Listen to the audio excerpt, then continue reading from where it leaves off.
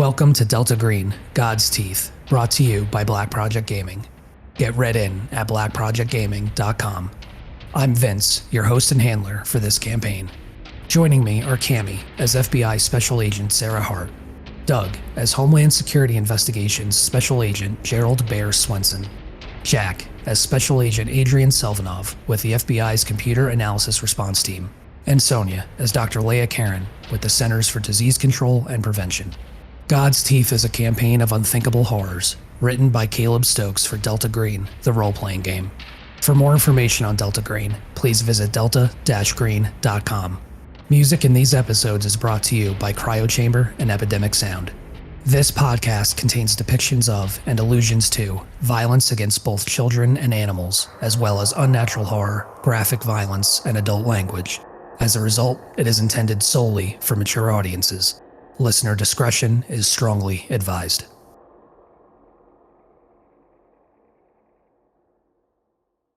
So, in our last session, Adrian, one of the first things you did after leaving Carrie Houghton's apartment in the aftermath of being caught in yet another lie by Detective Sergeant Almedina Velasquez with the Maryland State Police, you called Dr. Caron for a telephonic consult and were instructed to get tested.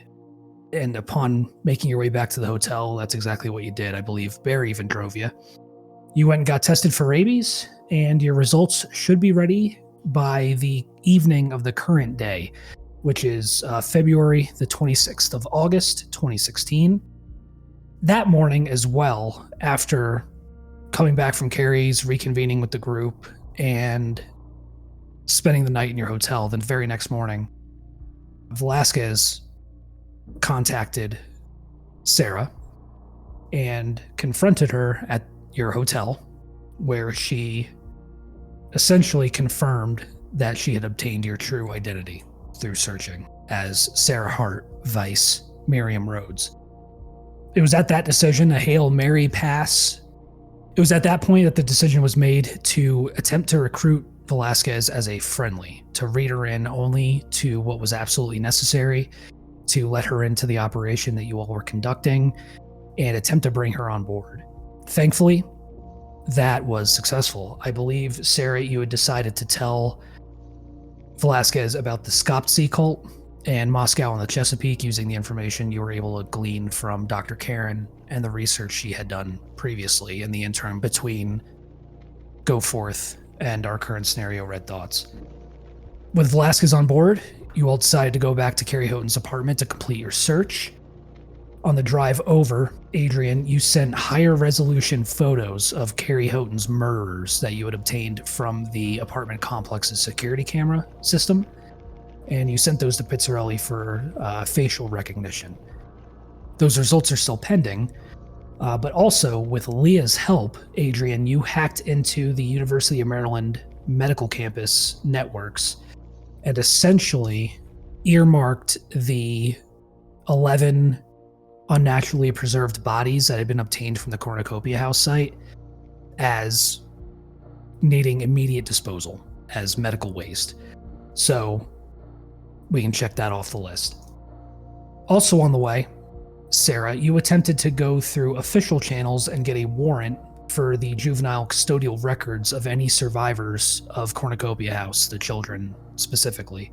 Unfortunately, that attempt was unsuccessful, but you will also see what Velasquez will be able to dig up on her end, both with the children and with essentially the results of the previous investigation that was run back when you burned Cornucopia House to the ground, where she and two other investigators, the Maryland State Police, conducted that initial inquiry. You all searched Carrie Houghton's apartment. You found a computer that's roughly 20 years old. It was unplugged, hadn't been used for years, but Adrian, you were able to obtain email chains that showed Carrie's reaction to the Cornucopia House revelations, specifically that she was horrified and bewildered, never saw anything bad, anything that she could recollect that would have indicated what was actually going on.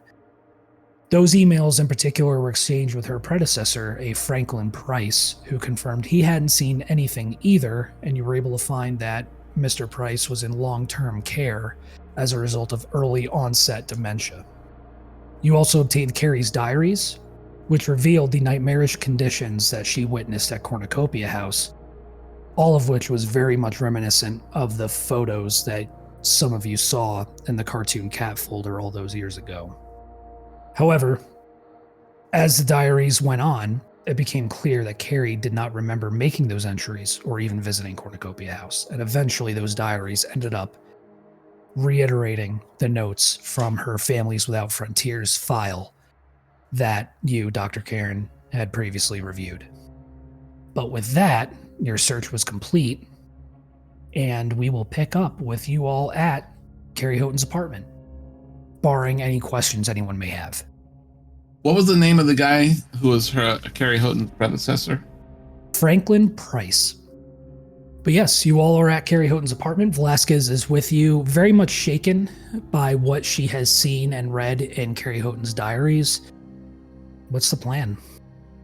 All right, so I think that I followed Velasquez out to the outside because we both needed air. And I think when I step outside, maybe she's like standing right there and it sort of jostles me, sort of startles me. And I'll be startled right back. Sorry. That's okay. I guess that was sorry for multiple things. Yeah. It's all right.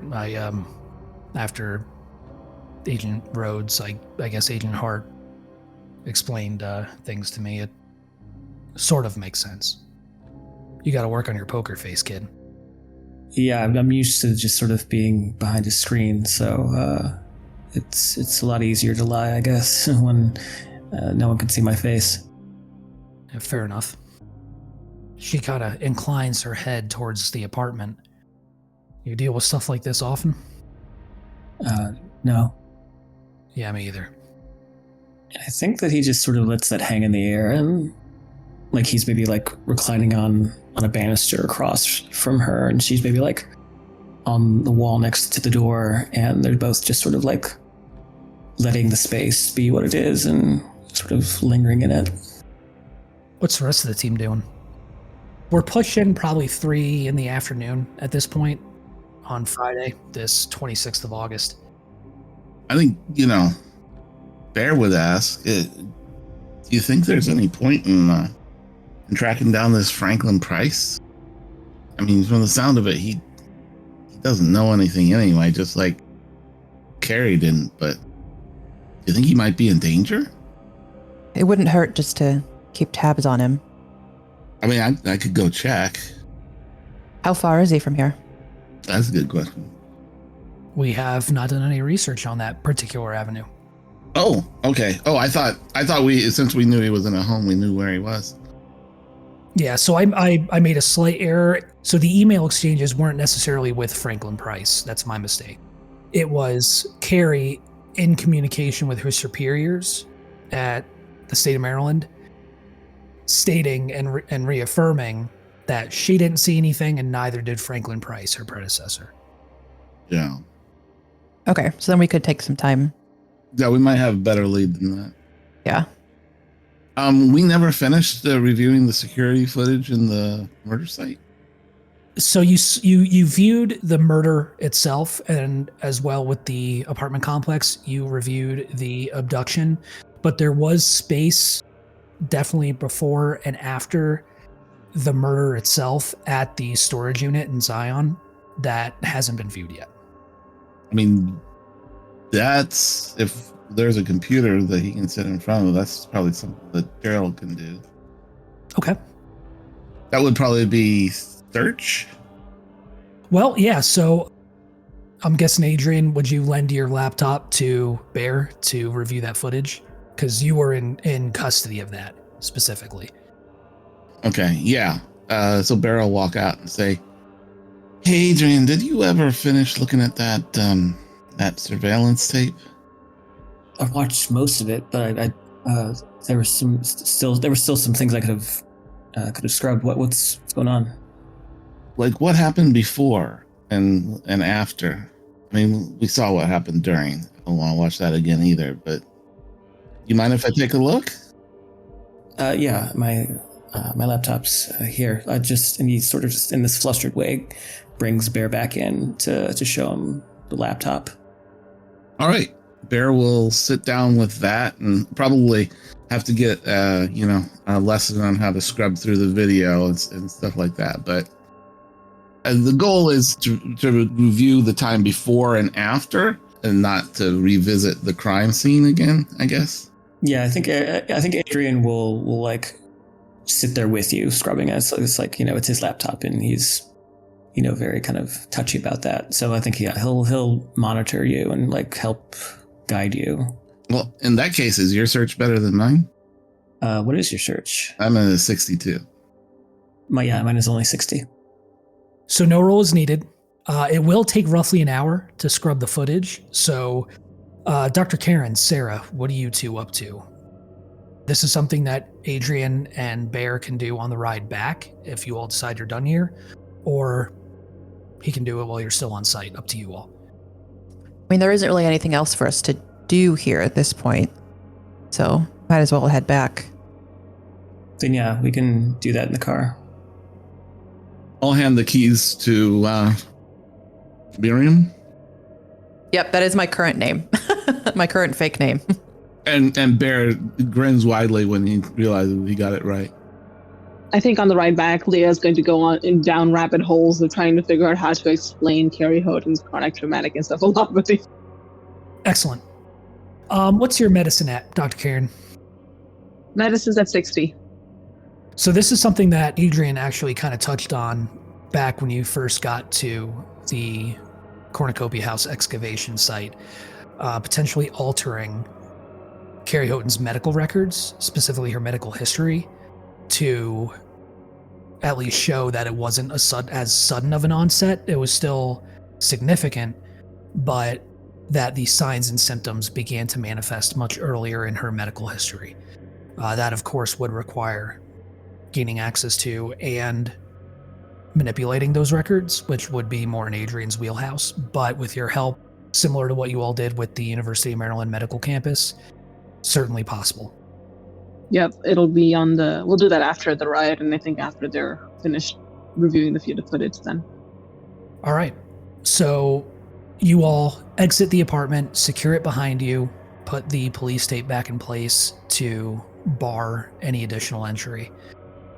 On your way out, though, as you begin making your way down the stairs to the parking lot, you do see that there is a white van idling in the parking lot, and there is a woman standing outside who you, Sarah, and Leah remember from earlier back at Cornucopia House with the drone and with the throng of reporters that were outside the site.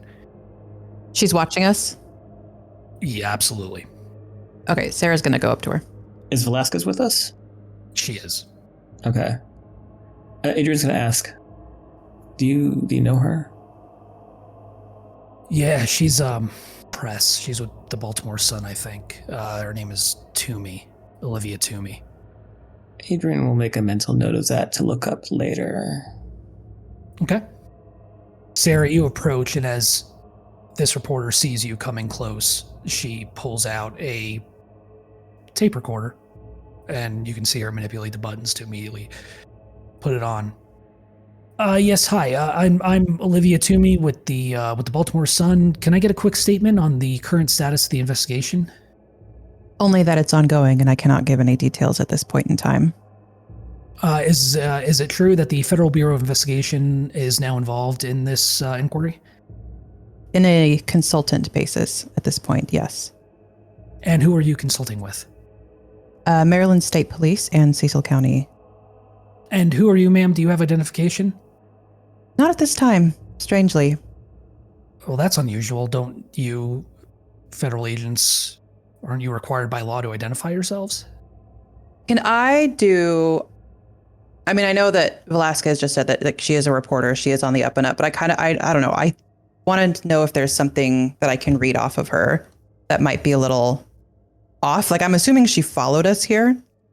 So I'm trying to catch to see if there's anything I can notice about her or use. I don't know.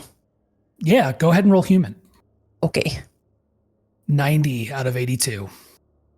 Damn. She's tough to read. She just seems very dogged about this particular story and is very interested in identifying you and the rest of your team. Okay. Out of character, I'm clueless about like what's okay. I would assume we don't want to say anything, but I also don't know enough to be like, hey, for such and such official reason, back off kind of thing. You can absolutely do that. Yeah, the ball is entirely in your court. It's probably, what's your intelligence? 16, so 80.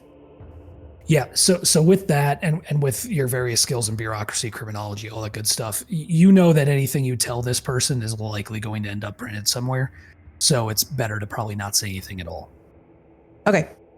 Then in that case, since we've got her name, given her information that I would assume is fairly, if not public, knowable, I'm just going to give her a nod and say, have a good rest of your day, ma'am, and head back. This is the victim's apartment, isn't it? Carrie Houghton? I'm not saying anything, just walking away. She follows you. I mean, I'm just going to get in the car. Yeah, as you all get into your car, Velasquez gets into hers. You all pile into your vehicle. She's still peppering you all with questions as you pile in, but she doesn't try to stop your exit from the parking lot. Okay, yeah, heading out. I want to look into her later.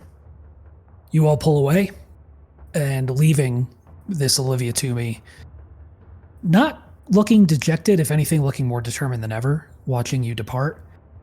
But yeah, you all in your little 2-car convoy begin making your way back towards Zion. But in that interim, Bear, you begin reviewing the footage, correct? That's right. Bear, with your search skill being what it is, you don't need to make a roll.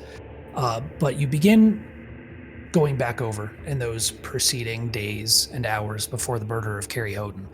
Something you find is that at exactly 7:23 every morning, the motion-activated camera at that storage unit snaps exactly one frame. You notice an odd artifact in the upper left corner of those static images from time to time, and by comparing multiple images, you find that the anomaly appears to be the back leg of a dog. There are these minuscule differences in the gravel over time that indicate a path. So it's the back leg of a dog, and there's a path visible. So it's like this dog is taking the same path every day. That's what it looks like. Okay.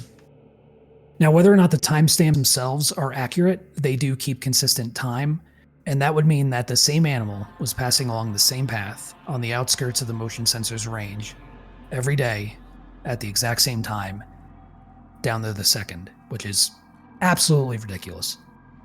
In addition to this goes back as far as the tape goes? Yes. Okay. I'm going to do a sanity check for myself. I think that after realizing that the cat was basically on patrol, I think this is sort of a similar situation where it's like him realizing this is a much bigger deal than he was even anticipating. Absolutely. Go for it. I will say that realization is driven home even more by remembering the fact that the first responders found the first buried body at the excavation site due to a stray dog. Well, that's a 5 on a 74, so I'm good. Yeah, you lose nothing. But I think he still has that sort of sinking feeling in his stomach. You feel all right? Do you feel all right? I mean, it's just like you just went white for a second. Like you saw a ghost or something. I don't know what I'm seeing. I mean, look at the timestamps. It's exact. That's weird. Maybe it's a very regular dog. It's no matter how regular an animal is, no matter what the routine is, there's always some kind of, I don't know, some kind of like variable. But he was always here at the same time. And it was always gone at the same time. Like, not even humans are this precise. maybe we should ask Velasquez if anybody's seen that dog. I mean, is it still coming back? Maybe we should stake the place out. That might not be a bad idea. Assuming it hasn't done what the cat did once its job was done. Do you have anything in survival, Bear? Nope, I don't. You got a decent search. You're fairly certain that you could potentially find the path that dog was walking if you were able to get to the site. Okay. Yeah, I mean, maybe we should go there. You want to check out the dog? That's kind of a loaded question. Agent Hart, Dr. Caron, any input? Come on, it'll be fine. Yeah, anytime we interact with animals, something happens. But before we do that, Adrian, I was going to ask if you could alter some medical records for Carrie Houghton just to kind of backdate her encephalopathy, make it less sudden and less unnatural, so that they don't have so many questions to ask about why she's like this, why her autopsy was like this. Yeah, no problem. And I'll break away from the video and tackle that right now. All right, well, if you guys are doing that, maybe I should just go by myself and check it out. No one's going anywhere alone. And yeah, I'm just doing that in the car on my laptop. It's not a big deal. So what did you want me to roll? Go ahead and roll computer science or second, whichever's higher, which I believe is computer science for you. 25 out of 84. Beautiful. So I misspoke. It's only about an hour back to Zion from Carrie Houghton's apartment, which was in Whitehall, Maryland. So easily able to review the footage. You all get back.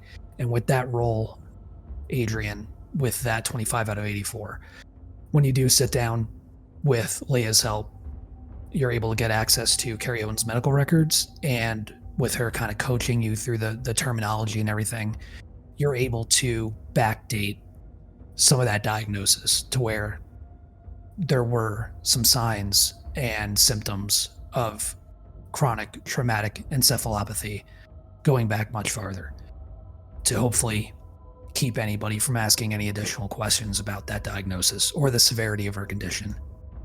Sounds good. So with you all having arrived back at your hotel, Velasquez gets out of her car, meets with you. Do you all meet out there? Do you go your separate ways from there? Do you go back to a room? What's the plan? I think Adrian's inclined to just kind of go back to his room unless Agent Hart wants him briefed on anything. I don't think so at this point. I mean, anyone's welcome to come to her room, but if people want to go take a minute, that's fine too. Well, I was going to leave from here and take a look for that dog. You think it's still around there? Oh, we're probably going to chase down a lot of leads that don't go anywhere. Are you sure you want to go out there by yourself? I mean, we're talking about the crime scene, right? There's going to be lots of people around. Yeah, no, totally. I guess. And Adrian's just going to start wandering back to his room. And we'll say it's at this time, Adrian, that you and Dr. Caron kind of put your heads together and do that medical record manipulation for Carrie Houghton. Sarah, do you do anything? Yeah, I can't think of anything else, so I think I'll offer to go with Bear. Okay. Bear, when Sarah says she's going with Bear kind of just turns and looks at Adrian, and he's just got this look on his face, but he doesn't say anything. Is that okay? Yeah, ready to go? Yeah, I'm ready. All right. And we'll go to the scene of the crime. I think when they leave, though, Adrian will turn to Dr. Caron and say, what was that? What was what? I know that look that Bear gave me. I don't know. You know him better than I do. Did it mean anything, or? He might just be a bit judgmental, but I don't see why he should be at this point. But we don't know each other that well, Adrian.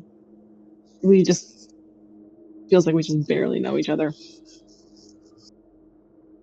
All right, well, I'm just going to wind down a bit. Guess take the rest of the night off. Yeah. Do a favor and look up that Olivia Toomey. See what you can dig up on her.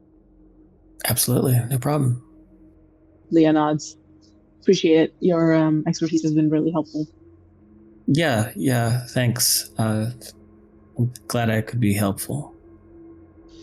All right, I'm a text away if you need me.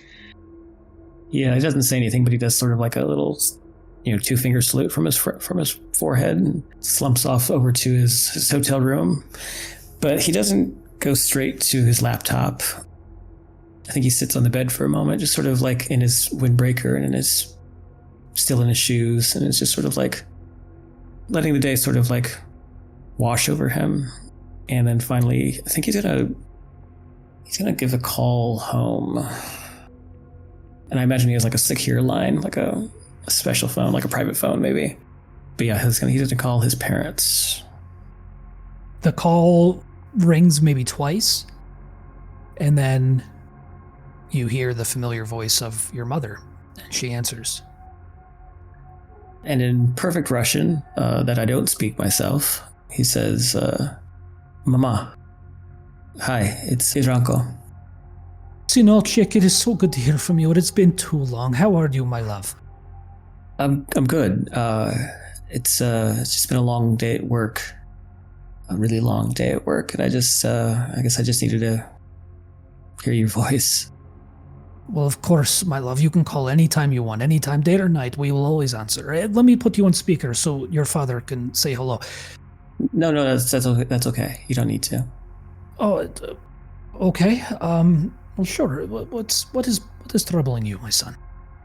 I was actually wondering, Grandma, I don't know if you remember, and maybe she told some of these stories to you when you were a kid, but she told them to me when I was a kid, when she would watch me. Do you remember anything about those, like the Baba Yaga stories that she used to tell? Of course, yes, I remember Baba Yaga. I remember, well, the fairy tales. Your grandmother was quite a storyteller. In any of the stories, was it, just because it's been so long, maybe you have a better memory, did Baba have any kind of, like, control over animals? Like, she could make them do things? I don't remember anything about controlling animals, but she had cats. She had many cats. She had guard dogs that lived in the stables. There were wolves. She had horses, livestock. Yeah, she had animals, yes. I guess you could take that to mean she could control them. Nothing that I remember your grandmother's ever saying. Oh, interesting. Did she like to snatch little kids? Oh, yes, children especially. Yes, she would eat them. Sometimes she would help them. It was, these fairy tales. They're very, as you say, contradictory. They sometimes she was good guy, sometimes she was bad guy. It depends on who's telling the story. Got it. Well, give my love to Dad, and I'll try to call sooner than I have. Of course, Sinolchik. I must ask, are you all right? Why all these questions about Baba Yaga? It's just something that came up at work, just kind of reminded me of Grandma, and I don't know, I was just thinking about her today. Well, if you ever need to talk, my son, you call any time, and you can tell me anything. You know this. Thank you. I should probably get going. I got some work to catch up on, but I'll talk to you later. Okay, I love you, son. I love you too, Ma. She'll hang up? Yeah, he'll take a moment, and then he'll, after a few moments, realizing that the windbreaker is still on, he'll try to get more comfortable and start looking up information on Olivia Toomey. Dr. Caron, anything you're doing in your downtime? Nothing work related. She's probably just trying to probably take a hot bath and relax. Excellent. Bear, Sarah, anything you talk about on your drive over to the crime scene? Yeah, I think Bear would probably not start the conversation. Yeah, I don't know if Sarah would either. Is he in a weird mood after that look? Yeah, it seems like there's something bothering him. Okay, she'll note it, but I don't think she'll confront anything for now. Just Okay. assume it maybe has to do with the whole Velasquez thing being a little uncomfortable. Velasquez is in her own car. Is she going back to the scene, or is she not even going back to the scene? Yeah, she's in her vehicle following you, and she volunteered to go back with you to the crime scene. All right. But when you all arrive, the site is starting to wind down. It's kind of a 24/7 operation, but it's definitely not as active now as it was earlier in the day or the day before. Since it's getting to be the evening, people are taking breaks, much for their own sanity than anything else. But you do arrive, and well, Velasquez first gets out and approaches you all as you all kind of get out of your vehicles. So, what exactly are you looking for? Just something I saw on the tape doesn't make sense. A dog. Yeah. The first responder said that it was a dog that dug up some of the remains. That's how this whole thing started. Has anyone mentioned noticing any other animals around here? No, not that I remember. No. You think the dog may have found something else, like another burial site? Maybe. I just think the dog's strange. There's just, I guess maybe you just had to see it, but it's strange. I just want to just going on a gut. Okay. Well, I probably need to check in. I've missed some calls, so I'll leave you to it. Just call me if you need anything. Once Sarah and I get further away where I don't think that anybody can hear, I'll say, "Was that all right? I don't think we should tell her about the spooky stuff, right?" Not in detail at this point. She knows that our team is here to look into oddities in cases, things that people might try to explain away and sweep under the rug, but I didn't go into the specifics of, just how fucking weird. Yeah. Probably better if she doesn't know, right? For now, yeah. Okay. It was over here, and Beryl walk over to where he thinks the trail should be. Sarah, you have an 80 in search, right? Yes. Okay. So go ahead and roll with a 20% bonus for Bear's assistance since he reviewed the footage. Yeah, 73 out of 80. Perfect. So just on the cusp. With Bear's assistance, you begin kind of retracing this animal's path, and it takes you about an hour, but you do find this trail, and it dead ends at a small culvert pipe leading under the road. The woods have essentially been deafened by the hum of the excavation's multiple generators. The trees are devoid of animal life, even birds and squirrels, but as you and Bear approach, you smell the culvert before you see it, this deep stench of rot and sickness.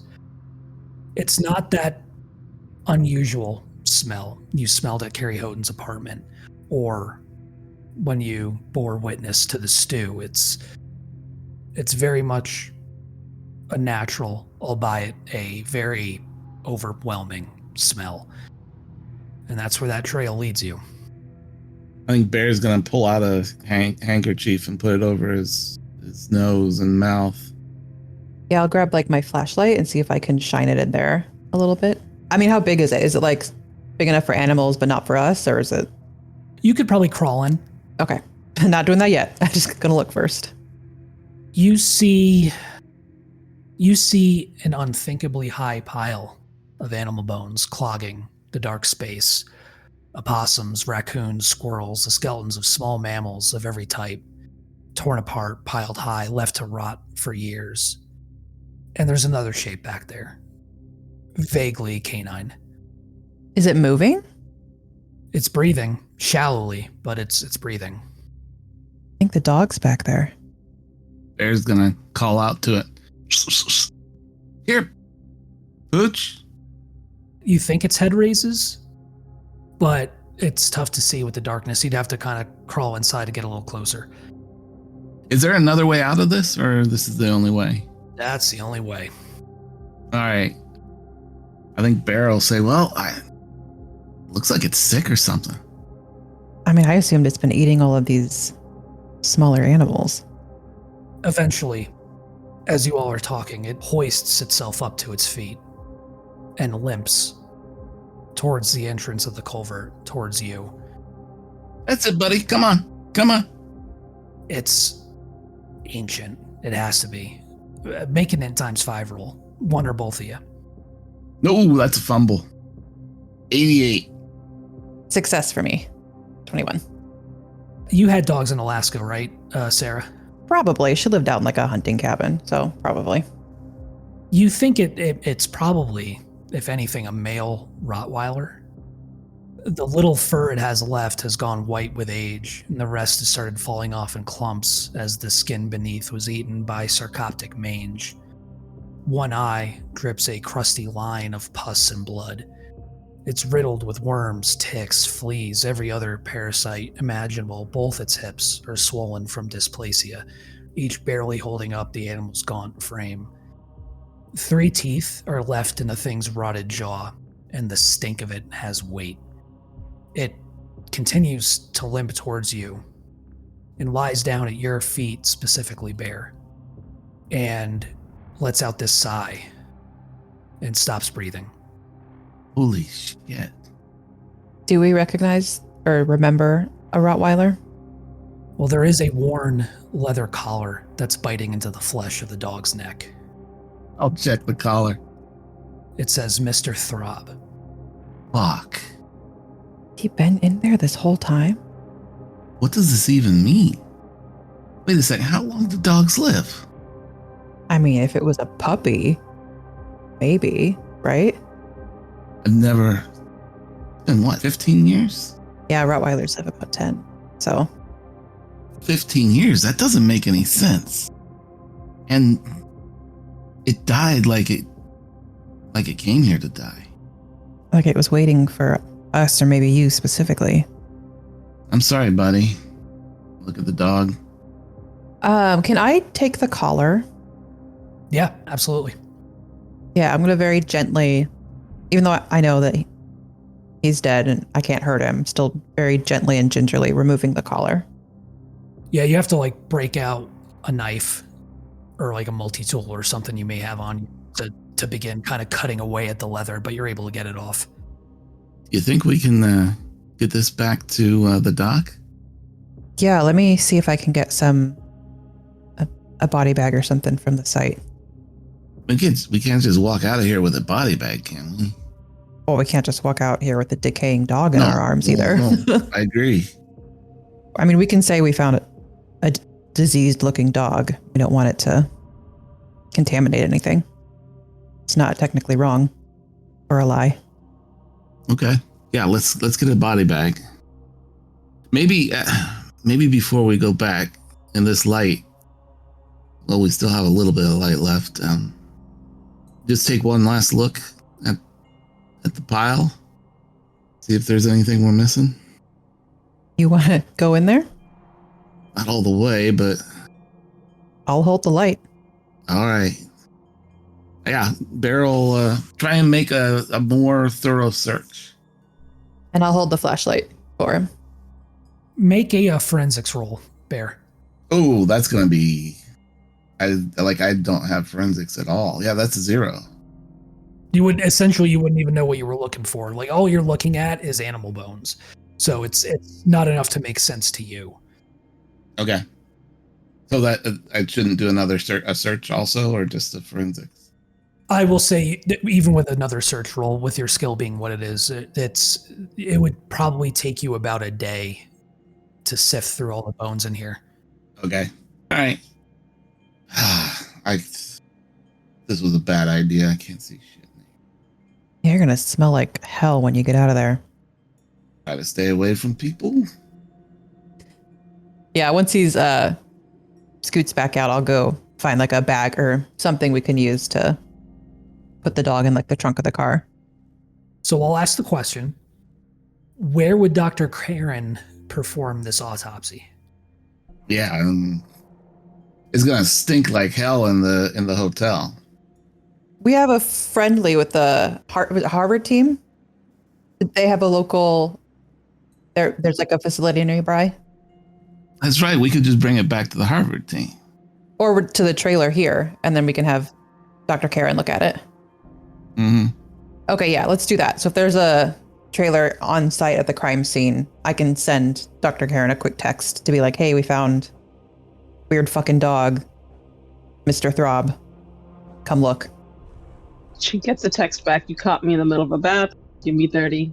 I'll be there. Yeah, you're gonna want to bathe after this too. Yep. And I'll text Adrian too in case he wants to come. I think that the text comes through, but Adrian's too busy looking up stuff on Olivia to bother. So we'll say, yeah, you're able to find a body bag, Sarah, and you don't get a lot of questions. There's just too much going on for anybody to really notice, one body bag being taken. But you secure the corpse of Mr. Throb and bring it to the Harvard team medical trailer. And Dr. Campbell, one of the actual program friendlies, is still there as you haul this body into the trailer. He looks at you two, at you and Bear. Oh God, did we find another one? It's just a dog. A dog? I mean, you probably like dogs. But it's a dog. Whoa, what are we going to be doing with this dog? Dr. Smith is going to do some cursory work just with this state and kind of the odd stuff around the bodies we found. We want to know if some of it might have gotten on this dog or if there's any kind of connection. Okay, well, I'm about to wrap up. Just, I guess make sure you lock the trailer behind you. Yeah, we will. Thank you. Now, going back to Adrian, you were looking up Olivia Toomey, correct? That was my plan. Easy enough. I mean, open source intelligence work is kind of your bread and butter.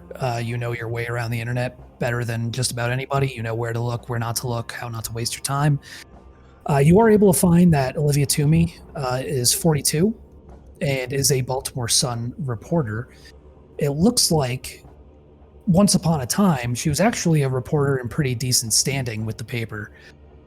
But in the last 10 years, she's essentially been reporting solely on these low-impact county stories and was only recently assigned to criminal justice reporting. She's got sons, she's divorced, her ex is remarried, and it seems like after a shattered marriage and these reduced childcare responsibilities, sharing part-time custody with her ex, she's been throwing herself more and more into her work.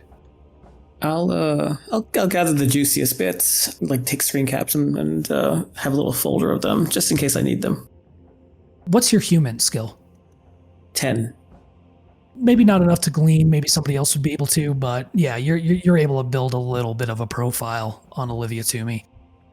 Yeah, I figure I'll collect everything and then I'll present it to the others when we're all sort of reconvened. Perfect. In about 30, 45 minutes, waiting in the trailer, Dr. Caron arrives to help you, Sarah and Bear, with your forensic examination of this dog. It's probably going to take a couple hours, which is going to put us probably closer to 8 in the evening at this point. But you do have the trailer to yourselves, and Dr. Caron, with your medical skills, granted, it's with people, not necessarily with animals, but you are able to get access to the brain, and you find, based on your medical knowledge, it's relatively normal. Just old. Very, very old. Well, it's other than the age and the fact that its body has been rotting and in a terrible shape, there's no sign of encephalopathy in the brain. All right. So just old. Just old, and alarmingly so. With your knowledge, Dr. Caron, this dog would probably be the oldest Rottweiler in recorded history. Yeah, it probably broke a record, honestly, if it hadn't died already. And if we were even going to let anybody else near his corpse. This is the same dog. Yeah, I show her the collar. Same one. And it's been making this perimeter around this area for the last 15 years. That's what I think. I think he's been in there eating those animals. For some reason, us showing up, it's almost like it gave him permission to rest finally. I don't know. Like it finally finished its job. Just like that cat. What the fuck are we doing? What do we even do about this? Get rid of the body, I guess? Yeah, I don't think there's anything we can do. Not about the dog. Animals have been acting weird around all of us ever since this began. Yeah. I try not to think about it. Just keep our eyes out for any more cats and dogs and ferrets and whatever the hell else was there 15 years ago. I guess. But yeah, the body should be disposed of immediately, and yeah. So how do we get rid of the body? I mean, can that just be thrown in medical waste?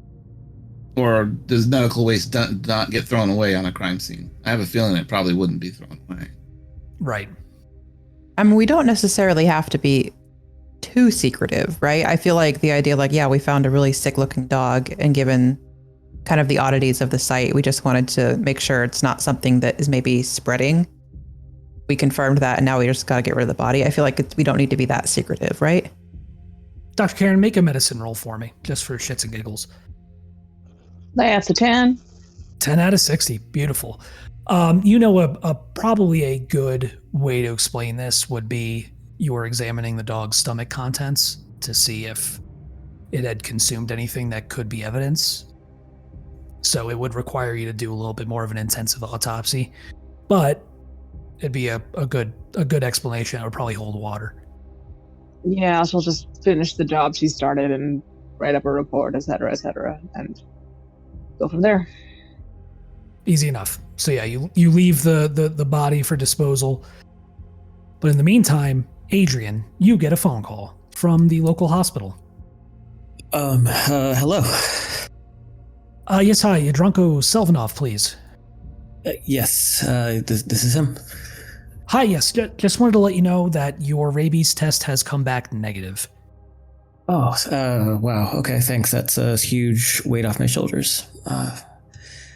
Nothing else out of the ordinary?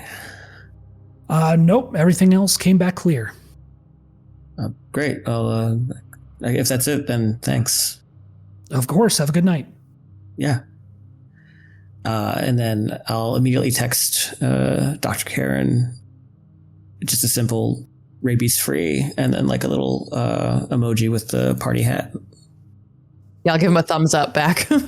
Yeah, I get a thumbs up back. And you gain 1 sanity point back, Adrian, from relief. Sweet. And with that, what do we do with the rest of our evenings? It's getting late, so it might be good to get some rest. Up to you all. Yeah, that's what I'm thinking. I think Sarah's ready to go. Bear's probably going to have to call his wife. If I remember correctly, we were supposed to get together on Friday. Yes. And it's Friday now in the evening. So I'm going to take what Sarah told me to Hart and try and convince her that I got roped into something for work. So we'll presume this conversation happens when you're back at the hotel. Mm-hmm.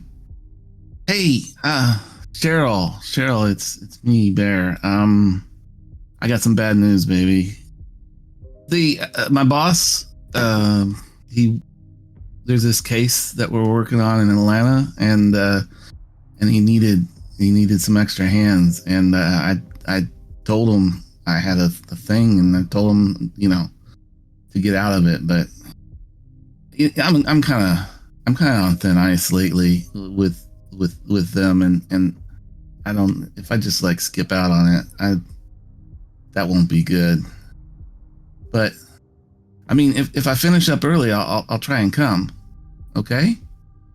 Oh, Bear. Are you looking to go back into the field again? No. They just need the help, and they couldn't get anybody else. I mean, there's always somebody else. Why does it have to be you? I mean, you're a firearms instructor, Bear. It doesn't make sense. Personally, I think I'm on a shit list. I think I think he's looking for a reason to write me up. Go ahead and make a persuade roll. 46 out of 40. Oh no. Deduct 1 from the bond with Cheryl. All right. Honestly, Bear, it's always something. It's always something else. It's always you're on somebody's shit list, or you're the only person who can do this, you're the only person who can do that. And I thought the whole point of you going to FLETC to be a firearms instructor was to be here more. Look, I promise, baby. I'll do better. Just can't say no. You can. You just don't want to. No, I didn't. He brought me into the office and he told I'm already in Atlanta, baby. I'm sorry. Well, there's always next time. And she hangs up the phone. All right. There, yeah. I mean, that's fair. I fucked up again. I think Bear's gonna try to go to sleep then. Toss and turn, probably. Take a shower first and just get rid of those clothes. So, after your respective evenings resting and recuperating, it is now the morning of Saturday, 27 August. What's the plan? Wake up, have a cup of coffee, check my email, check and see if any hits got back to me on those pictures. Yeah, actually, Sarah, you get a phone call from Pizzarelli. I answer. Hey, Selivanov sent off some photos for facial recognition. I got some results back. All right. What'd you get? Well, one is a John Doe. We got some hits for him down in Florida, Broward County. Public intoxication, petty theft, nothing major. He never gave his name in any arrest or sit in jail, never even spoke, according to what I could find. No name, no known address. We've got a mugshot. I'll send that off to you. Did they get his fingerprints? They did. All right. Guess we have that for now. What about anyone else? I got one hit on one of the male assailants. Looks like he was on a social media page for these Maryland homeschool families. There was a Susan Cunningham. She was a mother to 3 adopted teens. Posted some photos showing the family studying, praying, all that hunky-dory, huggy-wuggy shit. She called him Tommy, but in one post she gave a full name, something about him being in trouble. Thomas Perez Cunningham. We've identified him as Thomas Perez, 17, adopted by Susan and Emil Cunningham in 2003 after they fostered him for a year. And then we got the woman, Elle Gable. Looks like she bought a Greyhound ticket at a self-serve kiosk in Miami on the 16th of August, paid in cash. Kiosk snapped a picture of all the ticket holders so the drivers can confirm purchase. The photo matches her to a T. She was even wearing the same clothes. Okay. Start with that. The other, you said that the Cunninghams adopted 3 teens. Were all 3 adopted around the same time, or were you able to find that out? Based on the timelines we got, it looks like Thomas Perez is the only one who would have fit your timeline, if you're picking up what I'm putting down. Got it. Yep. Okay. We can start with this. Thank you. Well, listen, we're just trying to find out what happened to these kids first. I don't need you going off to Florida just yet. Just hunker down in Maryland. How are things going, by the way? I think we got Velasquez on our side for now. Didn't go into too much detail, but she knows Miriam Rhodes, not my name, but that I'm here to look into weird shit, essentially. And she bought it for now. Okay. All right. Fair enough. What else is outstanding? What else do you have to do? Let's see. Velasquez is looking into more details on the investigation from last time. We've reviewed the security footage. Other than that, I think we were just waiting to try to find out what happened to some of these kids. So this answers some of those questions. All right. Get some fidelity on that old investigation. See what you can find out about the kids. I'm sorry I couldn't get that warrant pushed through. Obviously, I don't need to spell it out for you, but do what you have to do to get what you can. With Velasquez on board, hopefully that's a force multiplier. But I'm going to call a meeting for Monday, first thing Monday morning with you, Costa, Velasquez. We're going to try to put this thing to bed. All right, sounds good. But understand, our narrative has to be ready by that point. 9 a.m. Got it. All right. Good luck. Thanks. And I'll hang up. Just a real quick question. In our outstanding items, Carrie Houghton's chronic traumatic encephalopathy, is that something that we took care of already? It is. That was where you manipulated her medical history. Okay, so basically we've taken care of everything except for the drone. If that's even something you need to take care of, you can leave it. I mean, it's not something that's an overt threat to what you have going on. I feel like we've covered up the stuff that we need to cover more or less, but we still need a diversion to pin it on the sheriff's department, right? That was the original plan. Well, so here's the thing. So you still have to get the details on the previous investigation and massage those as needed to remove any potential compromise to the program. The drone it's one of those things where, yes, you guys have been, spotted by the press, but so far it hasn't gone anywhere. So it's not exactly a clear and present threat to anything at this point. So really the two outstanding things are, so what happened to the kids, finding out the rest of the history of the children that survived Cornucopia House, and then the details of the previous investigation. Now, this is something you all have to discuss and figure out, but one thing that's kind of come up and been clear is that it's going to be hard to pin it on the sheriff's department since they were involved so minimally. One thing that's working in your favor is that two of the Maryland State Police investigators who were working this and worked that initial investigation are dead. So while granted, Velasquez has been given marching orders to keep this from falling on the Maryland State Police, she's on board. So it may be a matter of just helping her land on her feet. And do we coordinate meeting up with her in the morning, or? I mean, you can. You've got her phone number. She's kind of just standing by to help. So maybe we have her meet us over at the hotel, sort of do a debrief, and then take it from there? I mean, that sounds good, yeah. Yeah. All right, I guess maybe everyone meets in Sarah's room? Yeah, she'll send a text to let everyone know she has some more information. I think that Adrian is sort of overcompensating, so he is trying to be as super prompt and put together as possible. He's probably the first to get to Sarah's room. How'd you sleep? Fine, I guess. I guess I'm surprised at how fine I slept. How about you? What did you guys find over at the? Did you guys find the dog or? Yeah, we found a really fucking old Rottweiler, and it died while we were there. Damn. How old? I don't know, older than 15 at least. It, as weird as it sounds, we recognized it from before.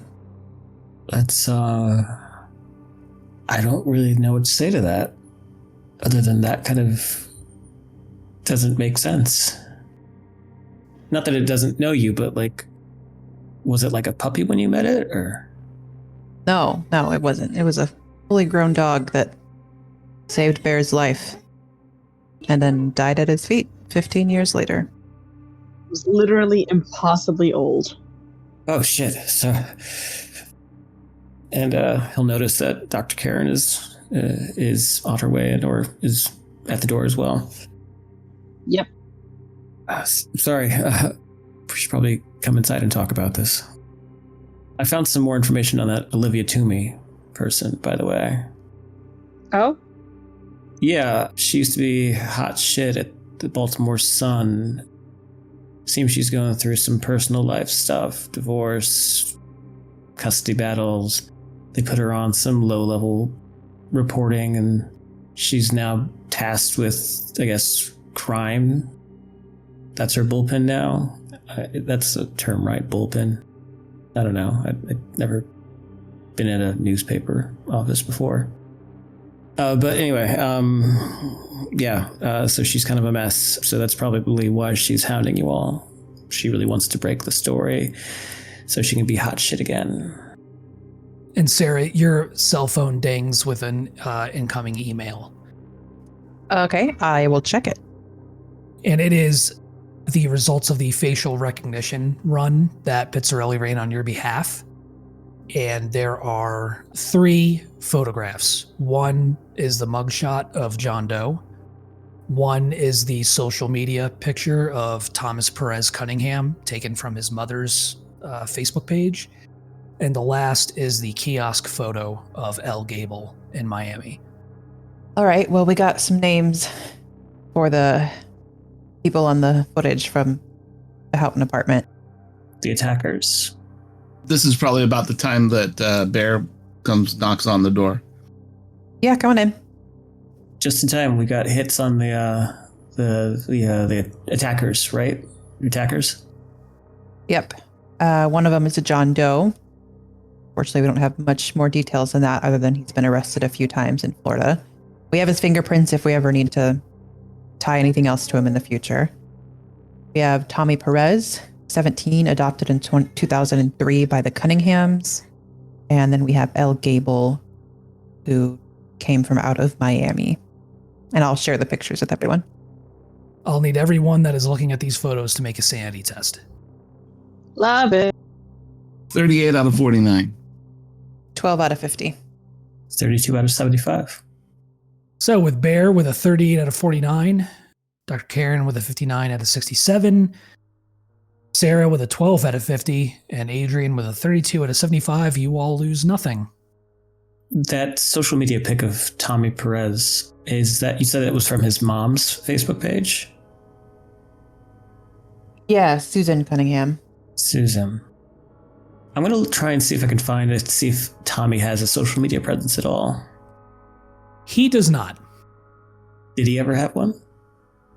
Doesn't look like it. And it doesn't look like Susan has posted anything in about 2 weeks. I'm going to try and hack into her accounts. Okay. Make a computer science roll.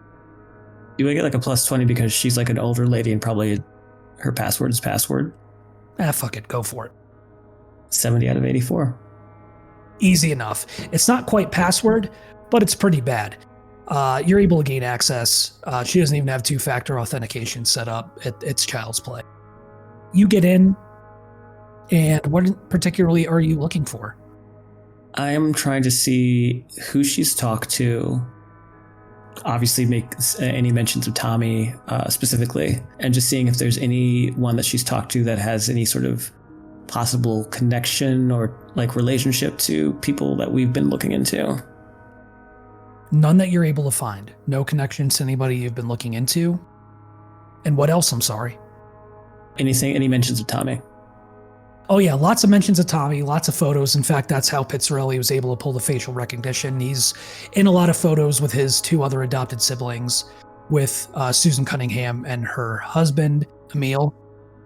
But like any private messages exchanged about him, like especially ones that maybe like she's showing concern over him or about maybe like his last known whereabouts.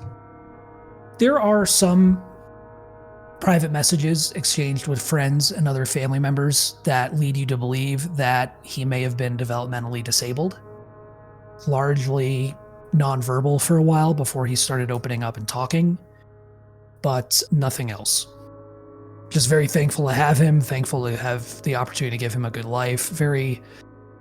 Sounds like a very loving maternal relationship with him.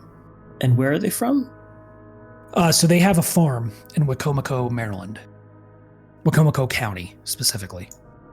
Because I mean, it's obviously, and I'll start saying this to the others, like, so he's in Maryland, some farm place, so Wicomico, I think it's called Wicomico. I don't know how it's pronounced. I'm judging by everything she's talking about here. He was like developmentally disabled. Like, I don't know how he would coordinate. I mean, he apparently was coming out of his shell, so maybe it was just a behavioral thing. But And like this isn't really my wheelhouse, but it seems odd that he'd be able to get down here. It's not too far away, but Could have had help from one of the others, maybe. yeah, but he doesn't seem to have any social media presence. So how did they get in touch with him? Especially if one of them's from, where was it, Miami? Both are from Florida. Yeah, how do they get in touch with him? I mean, they could have just found out where he lived. Same as we did. I mean, it's odd, but I don't think it's beyond the realm of possibility to think that these kids have managed to find each other after all these years. I think we should go there. Yeah. I mean, regardless, he's on this and we can get him for murder. So. That's a good point. I mean, do we want kids to be in the system? Won't they tell what they know? Is it worth it for Velasquez to put like a APB out? I mean, they might be on their way back to Florida by now, but they also might not be.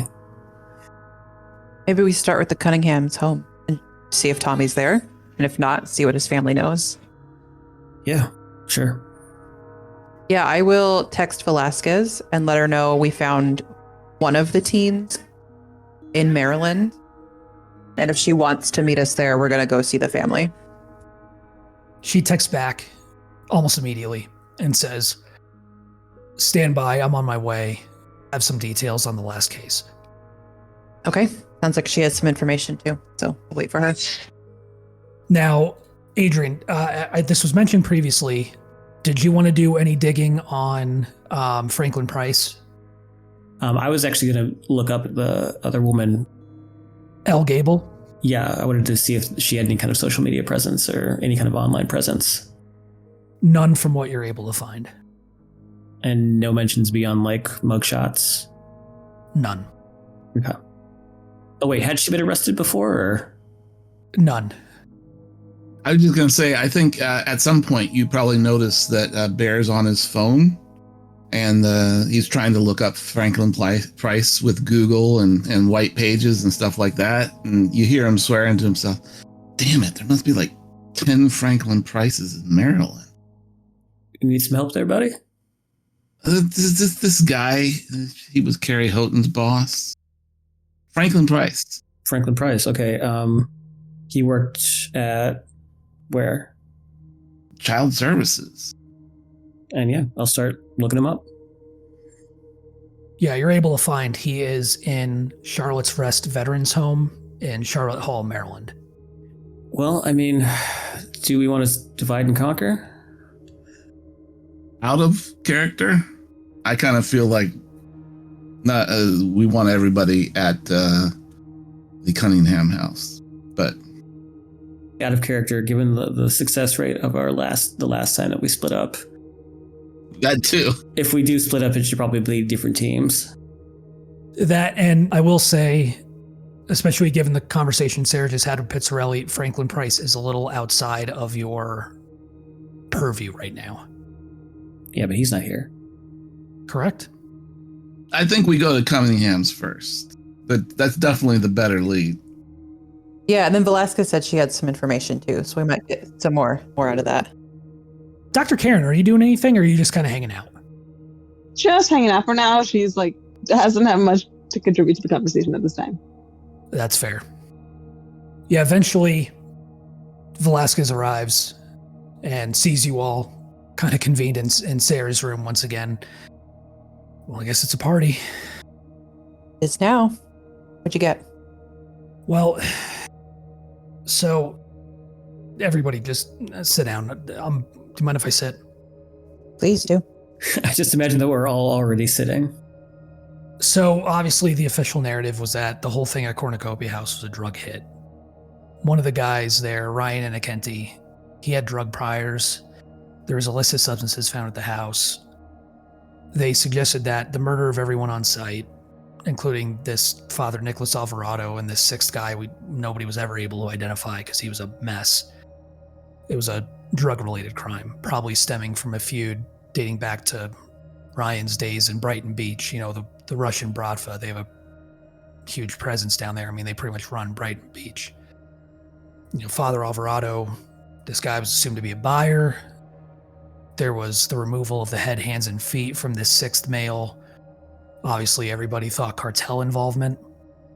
Informants thought Inokenti was this cowardly snitch kind of guy. It's believed he used the whole Families Without Frontiers and Cornucopia House thing as a front to cover his drug operations. He manipulated his coworkers into either excusing or joining in without the knowledge of Yelena Kalamatiano, who for all intents and purposes was senile. Obviously, the narrative said, the murders were all carried out by organized crime, possibly a Mexican cartel seeking to eliminate competition. The children were spared, obviously. We never got anything from them. Their young age, their complete non-verbal demeanor made questioning useless. All the damage was carried out by this hit squad, but Baswell and Dale, the two senior investigators on the case, they obviously didn't buy any of that. They felt that the crime was way more personal, that Inokenti, he had a background. He had a criminal record for child sexual abuse during his teenage years. So definitely a stronger motive there. When we found the stuff in the shed, it's like a child pornography manufacturing ring, a distribution ring. It just added to that. But the whole drug thing was easiest to pitch to the state.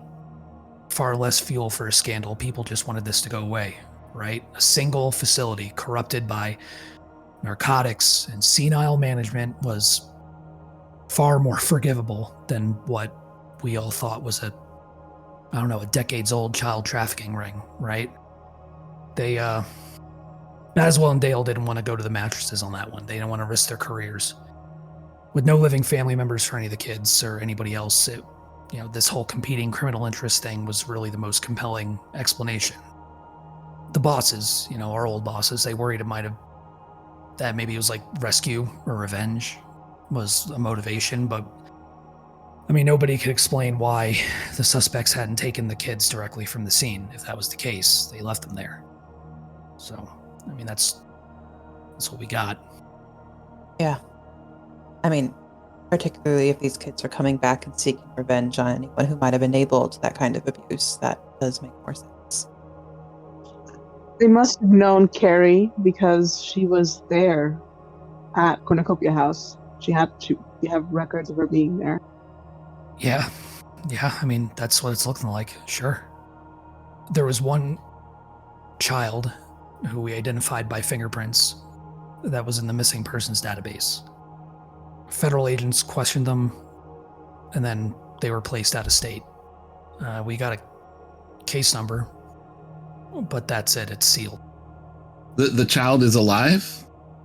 Ostensibly, I don't know. Or they were at the time?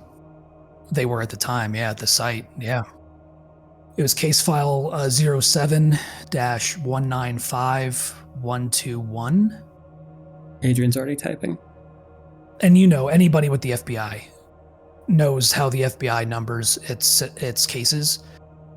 So it was the Bureau's 195,121st case, which puts it opening in the mid-1990s, and it was a kidnapping investigation as indicated by the 07 prefix. But that case is tightly sealed. All communications about it have to be directed to the FBI Office of General Counsel and the DOJ's Office of Inspector General. For most people, they would need to be. Okay. You're going to try to hack the FBI's databases, huh? I am. Go ahead and make a computer science roll at -20. Wish me luck, guys. 46 out of 84. Even with that success, you find that nothing has been digitized, Adrian, and you receive a notice to contact the Office of General Counsel. Adrian kind of gives out a bit of a grunt. Ugh. If anything, that tells you that the case had to have been a source of huge trouble for the Bureau. Well, whoever this kid is, they went through a lot of trouble keeping it suppressed. They didn't keep records on it. I got through all the firewalls and everything, and there's nothing here. If a kid was kidnapped, do you think it'd be in the newspapers? Could be, but we don't have a name. Do we have a location? I don't think we even have that.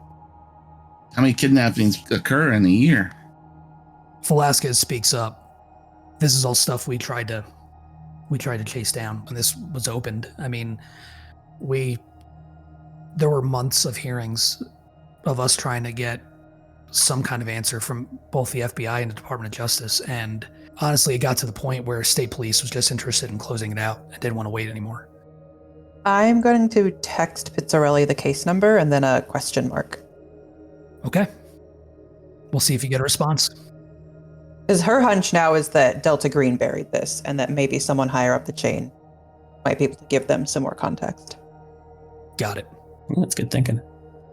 All right, well, we've identified 2 of the 3 people at the Houghton apartment. No shit.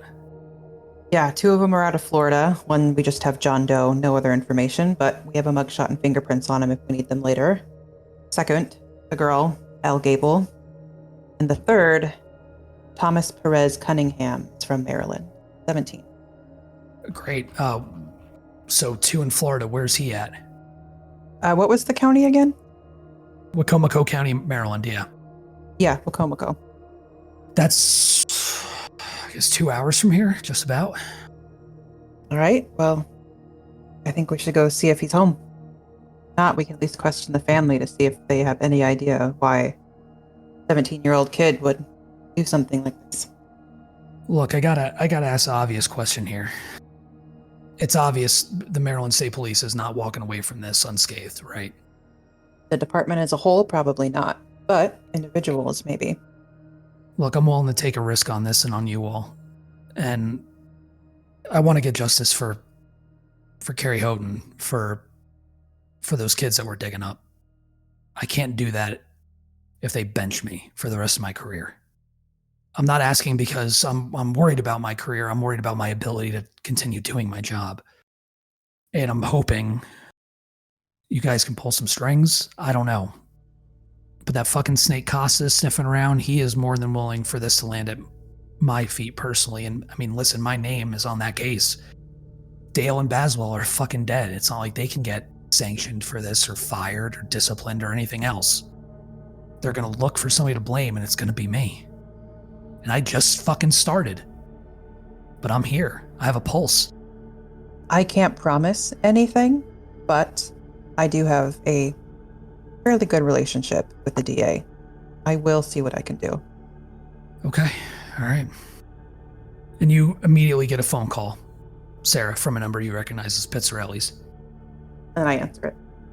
You alone? I put my hand up 1 second, and then I go into the bathroom. I am now. What's up? Stop asking about that case. Yeah. Okay. It came up the State Department. They found the number and they were digging. I even got my dick slapped for asking about it. That serious, huh? Well, it's not ours, if you know what I mean. Ours with a capital O. This is good old-fashioned government bureaucracy. Makes me curious, but okay. Well, you want my read? I always do. My take is the Bureau fucked this up, something awful, and caused them some embarrassment. And so they buried it. Okay, well, they buried it. It might get unburied during the course of what we're doing here. I will, I'll see what I can do. All right. Yeah, I'll give you a heads up if, I don't even know if we did stumble upon anything related. I don't think we know, but I'll let you know if that changes. All right. And look, fucking Bureau Network's got a ping from someplace digging into that exact case file the second you asked me about it. Can I assume that was you guys? Yeah, I think so. Yeah. Stop digging. All right, I'll let them know. And he hangs up. Yeah, I'll go back out. Nothing on that case file able to get us. Only that we should probably stop digging. But why? Do they just not want us to see it? Yeah, which, probably means something fucked. Might be more political than criminal. Who knows, but they do know what you tried to do, so maybe don't. You cool it for a little bit? He doesn't say anything. He just sort of looks sheepishly down at his laptop. All right. So I guess that just leaves us with the Cunninghams. And the rest of the kids. Yeah, find them. We'll get in the records. Right. I mean, and that's something that we can ask Velasquez to help us, right? Did we or no? I don't think we did yet. Okay. I don't believe explicitly. I believe it was more about the preceding investigation. Okay. Yeah, well then I'll ask her and say, I know you were just digging into this, and I know a lot of things are probably sealed, but can you find anything else about where these kids went? I mean, we have these 3. The rest are doing what these 3 are doing. We need to find them. Well, yeah, I mean, I can do my best, but I'm going to need a warrant. And I figured that's something that you all will be able to get a lot easier than me. Yeah. And that's the warrant that failed, right? It is. Okay. Yeah.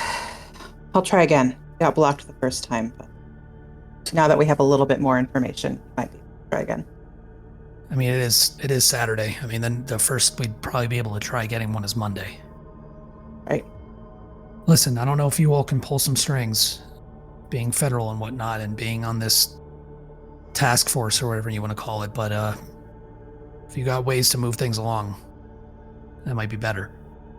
Yeah, I guess out of character, since we already rolled and failed with Pizzarelli to do it, can we ask him again, or do we need to find another way, just from a gameplay mechanic, I guess? For you all, for a federal warrant, it would probably take another week before you could resubmit. Who do we need the warrant for again? Who do we need to present it to? The state archives in Annapolis, Maryland. Well, it's like somebody at a desk. Yes, sir. It's not like the police. Correct. And I know, I think I mentioned it last time about trying to forge one. Is that still something that I could try and do, or? Fuck yeah. Yeah, I mean, I'll try it. Do you want to try right now? I was going to say, let's wait until Velasquez leaves, and then... Yeah, or, I mean, she already told us we can't get one till Monday, so we can't give it to her till Monday, right? You wouldn't be serving it to Velasquez if Adrian were able to doctor something. You could easily say, hey, our federal connections came through and we were able to get one expedited. Okay, cool.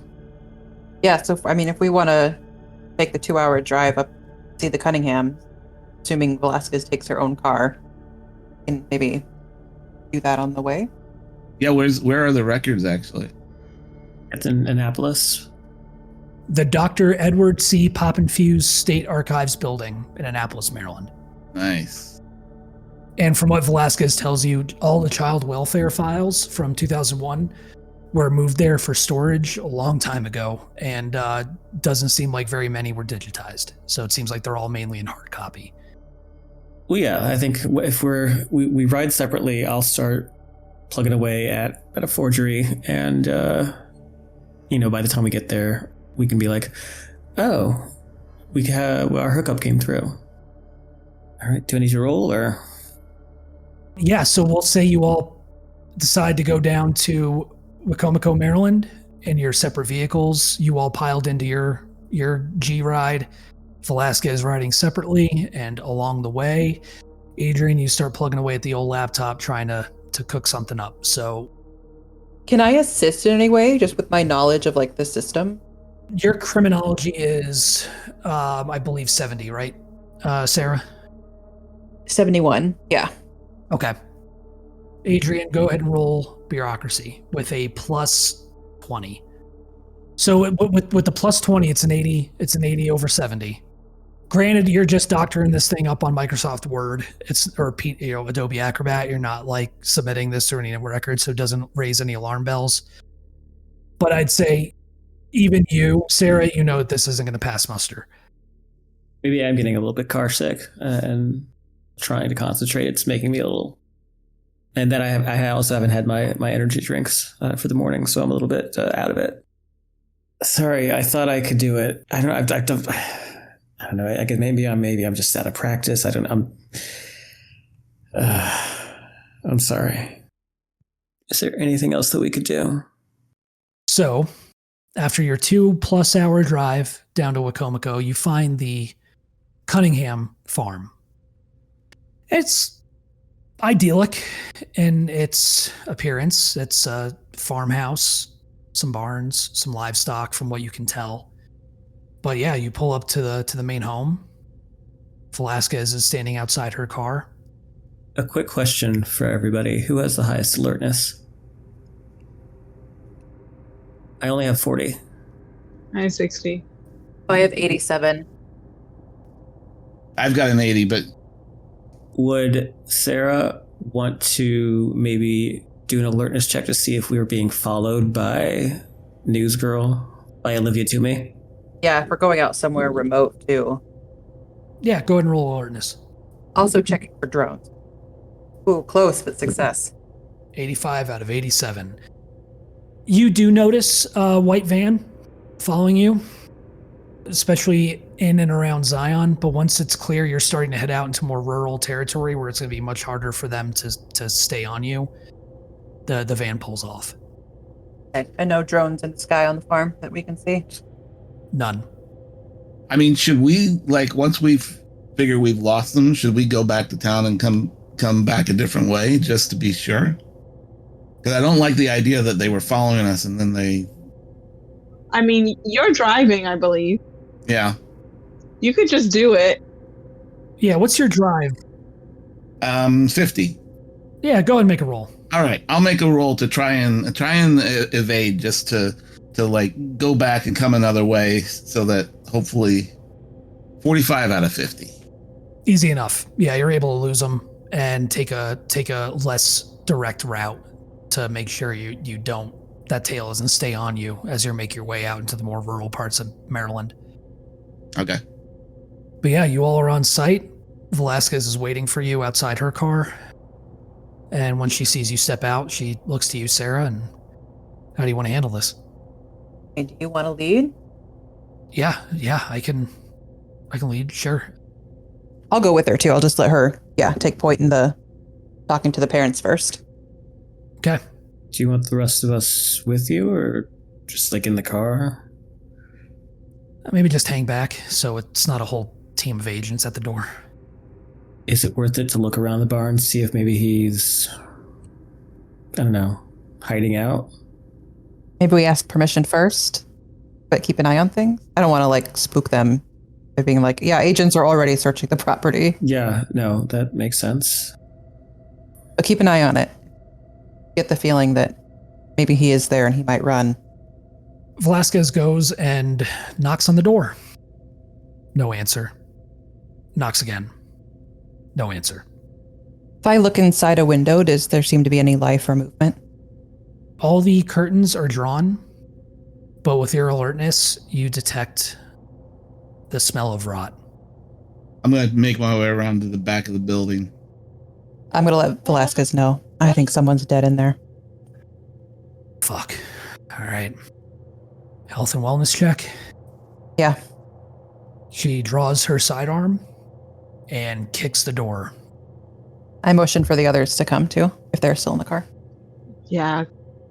Yeah, Adrian will trail behind. Bear took off just to cover the back of the building in case somebody left through the back. No movement on the back. Okay. But as you all begin making your way through the house, Velasquez clearing it confidently, methodically, slowly. First, the first floor, and then up to the bedrooms. A male lies dead at the top of the stairs. One of the sources of that smell that you, Sarah, picked up on during your walk around. Stabbed to death from the looks of it. A puddle of blood, long congealed and dried beneath him. Defensive wounds from what you can tell in his hands. A woman, also dead, next to the bed. And 2 other young children in their rooms. One looking like they had tried to take some form of shelter beneath the bed, and the other's body inside the closet. And it appears that they have been dead for weeks. And that is where we will end tonight's session. Dang. Well. Party. Damn.